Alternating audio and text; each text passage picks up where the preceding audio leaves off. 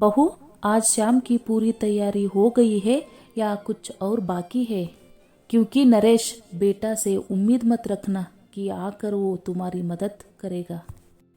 अरे तुम्हारी बेटी शादी लायक हो गई तो क्या मेरे बेटे की उम्र नहीं हो रही? आखिर कब तक घर और बाहर के कामों के लिए तुम उससे मदद लेती रहोगी? सुलोचना जी अपनी बहू प्रतिभा से कहती है। प्रतिभा बोली, हाँ माँ जी, लगभग सारी तैयारी हो गई है। और आप जानती है नेहा, बेटी की पढ़ाई की वजह से मैं उसे बाहर के कामों के लिए नहीं कहती हूँ। एक बार उसकी नौकरी लग जाए और अपने पैरों पर खड़ी हो जाए, फिर जब ससुराल जाएगी तो अपने घर का और बाहर का सब काम तो उसे ही संभालना है, जैसा कि हर लड़की करती है। और जहाँ तक आपके सुपुत्र की बात है, मैं उन्हें नहीं कहती, बल्कि वही छोटे मोटे कामों को करती है ताकि हमारे साथ जुड़े रहे। सुलोचना जी बोली, रहने दो बहू, मेरे नाक से दूध नहीं गिरता है, मुझे भी पता है। बस अपनी बेटी को समझा देना कि लड़की वालों के पास ऊंची आवाज में और जरूरत से ज्यादा ना बोले। मेरा बेटा जब उसका थका हार चेहरा देखती हूँ तो मुझे उस पर दया आती है। कम से कम नेहा की शादी हो जाएगी तो उसका थोड़ा बोझ हल्का हो जाएगा। वो कहता भले नहीं है, पर उसकी परेशानी मैं समझती हूँ। आखिर माँ हूँ मैं नहीं समझूंगी तो कौन समझेगा। तभी नरेश जी घर में प्रवेश किए और बोले, माँ, कौन परेशान है? अरे खुशी का मौका है, फिर परेशानी की बात क्यों हो रही है? और मेरी बेटी मेरे लिए बोझ नहीं है, वो तो मेरा गुरूर है। आप तो बस अपनी पोती को आशीर्वाद दीजिए। ये लो प्रतिभा, समोसा, जलेबी और रबड़ी भी ला दिया हूँ। अब तुम्हें शाम में ज्यादा कुछ बनाने की जरूरत नहीं पड़ेगी। सुलोचना जी तिरछी नजर से प्रतिभा की तरफ देखी तो प्रतिभा बोली, माँ जी, मैंने इन्हें कुछ भी लाने के लिए नहीं कहा था।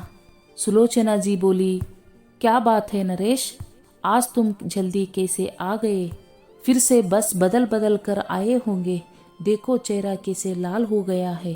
नरेश जी हंसकर बोले, माँ, आपका बेटा अब बूढ़ा होने को आया है, मेरी चिंता छोड़ दो। अरे बेटी को लड़के वाले देखने आ रहे हैं, मुझे भी तो फीलिंग आने दो कि मैं भी अब ससुर बनने वाला हूँ। इतना कहकर नरेश जी हंसते हुए कमरे में हाथ मुंह धोने के लिए चले गए। इधर सुलोचना जी बुदबुदाने लगी। सब अपने अपने काम में लगे थे। तभी नेहा अपने कमरे से पढ़कर निकली और सोफे पर बैठकर टीवी देखने लगी। सुलोचना जी बोली, हे भगवान, कैसे बिखरे बाल और चेहरा लेकर टीवी देख रही है। यहाँ सब तैयारियों में लगे हैं और तुम्हें कोई तैयारी नहीं करनी? नेहा हंसकर बोली, दादी, तैयारी तो लड़के वाले करके आएंगे, क्योंकि परीक्षा तो उनकी ली जाएगी। सुलोचना जी आश्चर्य से बोली, लड़के वालों की परीक्षा कैसे ली जाएगी और कौन लेगा उनकी परीक्षा? नेहा हंसकर बोली, मेरी प्यारी दादी, अब जिसको परीक्षा देनी होती है वही तो परीक्षा भगवान तक जाता है। मैं तो जा नहीं रही हूँ, लड़के वाले आ रहे हैं, इसका मतलब परीक्षा तो उन्हें देनी है ना। और क्या खराबी है मेरे चेहरे में? मैं बिल्कुल आपकी जैसी सुंदर तो दिख रही हूँ। इतना कहकर नेहा हंसने लगी। सुलोचना जी सोची, अभी शक्ति दिखाने से कहीं पोती विद्रोह ना कर दे, तो बड़े प्यार से उन्होंने कहा, मेरे लाडो, मैं इसलिए कह रही हूँ कि ना जाने लड़का कैसा होगा, मेरी पोती किसी से कम नहीं लगनी चाहिए। तो जाओ, मैं तुम्हारे लिए चंदन का लेप बना दी हूँ, उसे लगाकर ठंडी हवा में बैठो। क्या टीवी के सामने अपनी आंखों को काला कर रही हो? जाओ। नेहा मुस्कुराने लगी। तभी प्रतिभा आई और नेहा से बोली, बेटा, दादी जो कह रही है मान लो ना। नेहा जानती थी अगर वो सवाल जवाब करेगी तो माहौल खराब होगा, इसलिए वो चुपचाप चंदन का लेप लेकर अपने कमरे में चली गई। शाम में अफरा तफरी मची थी, मानो शादी का घर हो। नरेश जी बोले, माँ, आप खुद भी परेशान होती है, सबको परेशान कर देती है। लड़के वाले बस नेहा से मिलने आ रहे हैं तो आराम से बैठिए। कुछ ही देर में दीपक अपनी माँ कामिनी और पिता कौशल जी के साथ आया। दोनों परिवार एक दूसरे से अपने मन की बात कर रहे थे। तभी नेहा सलवार कुर्ती में मुस्कुराते हुए बड़ी ही आत्मविश्वास के साथ कमरे में आई। चाय की ट्रे प्रतिभा के हाथों में देख सुलोचना जी प्रतिभा से धीरे से बोली, बहू ये क्या उल्टी गंगा बह रही हो? बेटी की जगह क्या तुम डोली में बैठोगी?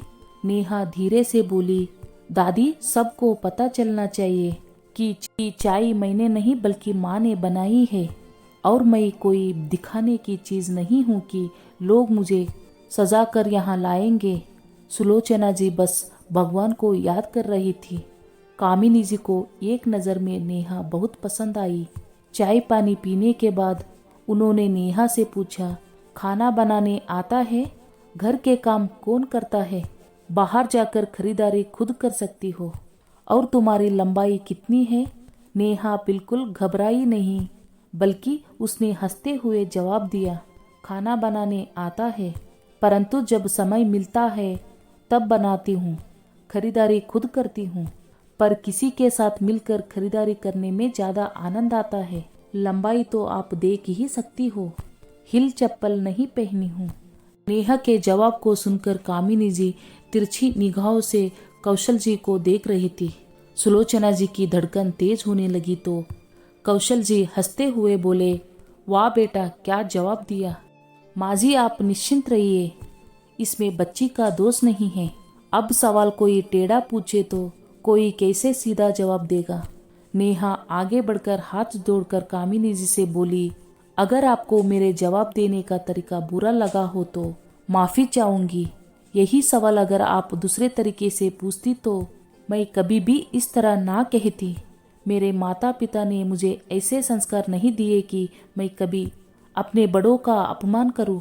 हाँ, जहाँ बात मेरे स्वाभिमान और आत्मसम्मान की आती है वहाँ समझौता करना मुझे पसंद नहीं है। नेहा की बात सुनकर दीपक हंसने लगा और बोला, माँ बिल्कुल आपके टक्कर की है, आप दोनों की बहुत जमेगी। तो कौशल बाबू हंसने लगे। कामिनी जी हंसकर नरेश जी को बोली, नरेश बाबू आपकी बेटी मुझे बहुत पसंद आई और बेटा तुम्हें बड़ा मज़ा आ रहा है। पता चला लड़की मेरे पार्टी में आ गई, तब सोच तुम्हारा क्या होगा। सब एक दूसरे को बधाई दे रहे थे। तभी नेहा बोली, होने वाली सासू माँ मेरे मम्मी पापा तो इतने सीधे हैं कि वो ना आपसे ना आपके बेटे से कोई सवाल करेंगे, क्योंकि उन्हें जितना पता लगाना था उन्होंने लगा दिया। तो क्या मैं अपने होने वाले पति से कुछ पूछ सकती हूँ? सभी हैरान से नेहा की तरफ देखने लगे, क्योंकि किसी ने कल्पना भी नहीं की होगी कि नेहा कुछ ऐसा बोलेगी। सुलोचना जी बोली, बेटा सब कुछ तय हो गया है तो तुम्हें क्या पूछना है? नेहा मुस्कुराकर बोली, क्यों दादी, मेरे घर में आकर मेरी परीक्षा ले ली गई और मैं अपनी जिंदगी का फैसला किसी और के हाथों में दे दूं? क्या मैं कुछ नहीं पूछ सकती? कामिनी जी बोली, बेटा तुम ये मत सोचना कि मैं कड़क सास हूँ। मैंने तो बस माहौल को सहज बनाने के लिए मस्ती मजाक किया था। कौशल बाबू बोले, कामिनी जी अगर बच्ची के मन में कोई प्रश्न है और वो पूछना चाहती है तो पूछने दो।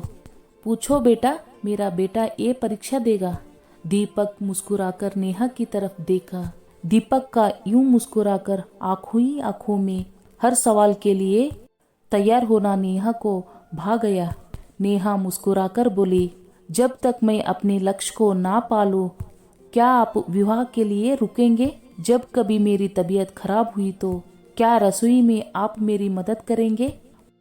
और जितना मान और अपमान मैं आपके परिवार और घर को दूंगी, क्या उतना ही मुझे और मेरे परिवार को मिलेगा? अगर हाँ तो ये रिश्ता मुझे मंजूर है। सुलोचना जी बोली, 4 किताबें क्या पढ़ ली, क्या हो गया है इस लड़की को? क्या कोई ऐसे सवाल पूछता है?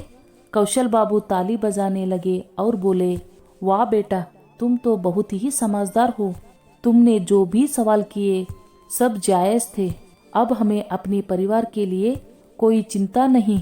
हर बेटे के माँ बाप को भी अपने बेटे की शादी के बाद चिंता होती है कि कैसी लड़की आएगी जो घर को एक धागों में बांध सके। कामिनी जी हंसते हुए बोली, हमें तुम पर पूरा विश्वास है कि तुम हमारे परिवार के लिए ही बनी हो।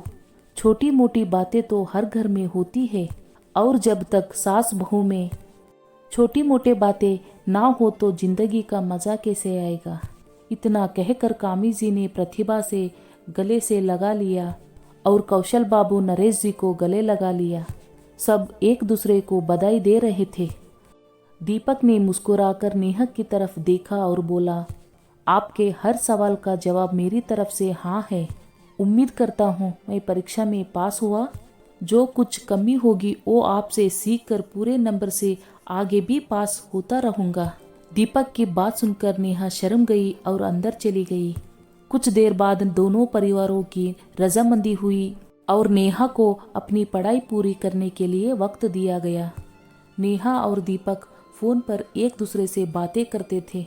करीब 4 महीने बाद नेहा की परीक्षा खत्म हो गई, फिर उसे नौकरी भी मिल गई।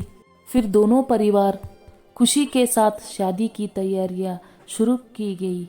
वो दिन था और आज का दिन नेहा ने कभी भी अपने आत्मसम्मान के साथ समझौता नहीं किया, क्योंकि उसका मानना था पढ़ाई की परीक्षा फिर से दी जा सकती है, परंतु जीवन की परीक्षा बार बार नहीं दी जा सकती। इसलिए खुलकर अपनी बात को कहने में ही भलाई है।